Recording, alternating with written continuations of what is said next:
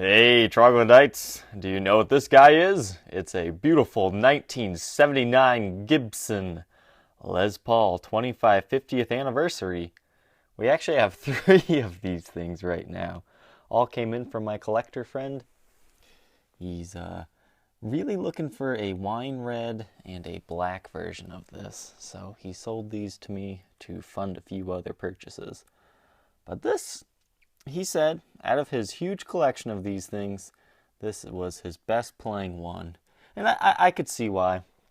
It does have some players where I would not personally consider this a collector grade condition. There are so many nice mint condition 25/50s out there. I hate to say it, and I'm sure a lot of people would disagree with me, but I would say this is more of a player's grade. Not because it's trashed, not because it's beat. It's just I've seen many examples that are cleaner than this. However, I can't say I've had or played as many examples that play like this.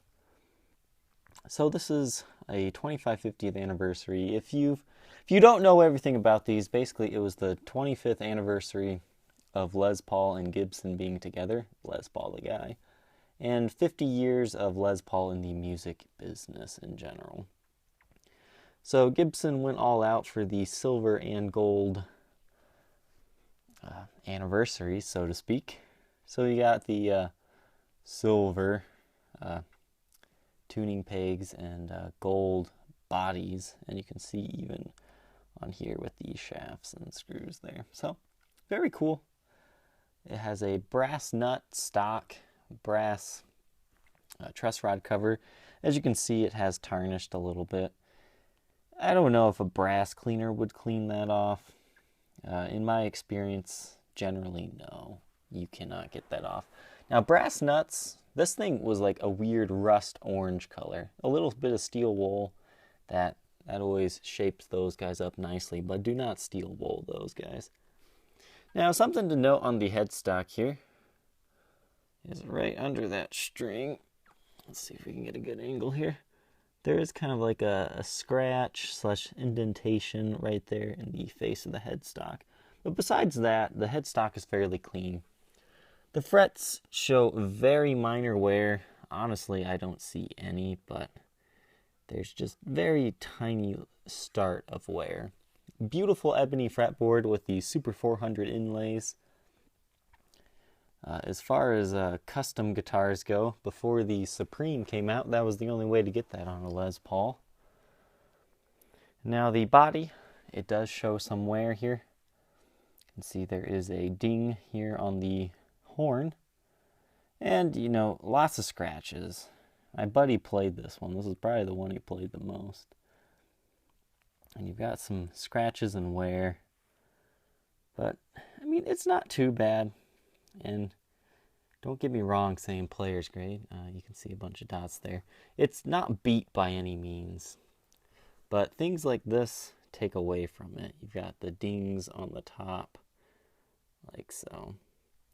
I mean, there's not a lot. It looks like you got some finish checking stuff. It's more like a scuff. But you do have some stuff going on the top. While it's very minor, I'm going to be grading these 25/50s with a fine-toothed comb. Because if I was purchasing one, I would definitely want the best. However, you know, people are asking upwards of $6,000 for these guys now. This one won't quite be up that high. But it's got a nice flame top and it's got a nice flamed neck. And that's what's really important on these guys. Is getting a nice flamed neck. My personal 25/50 was the 24th one made. And the only thing I have against that guitar was it had no flame in the neck. So that was a little bit of a shame. But this is a early 1979, the 19th day of the year. Looks like that's an 87th in production for that day. And you don't have any major wear back here. You do have a very nice volute. I just think volutes make the Gibsons looked so much more prestigious in the 70s and early 80s. In 83, when that kind of started to disappear, depending on the model, it kind of makes the guitar look naked. So you do have a little bit of wear on the neck here. That's kind of, it's hard to describe what that is. It's like a mar in the finish, and you got a little bit of a ding there, but overall not too bad. You can see the abalone fret markers there. Very cool. That's what I love about these Kalamazoo guitars. Now the back of the guitar, I mean, it's not destroyed by any means, but you do have buckle wear and rash on it.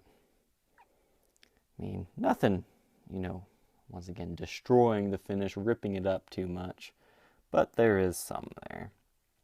Everything's stock, untouched on this guitar.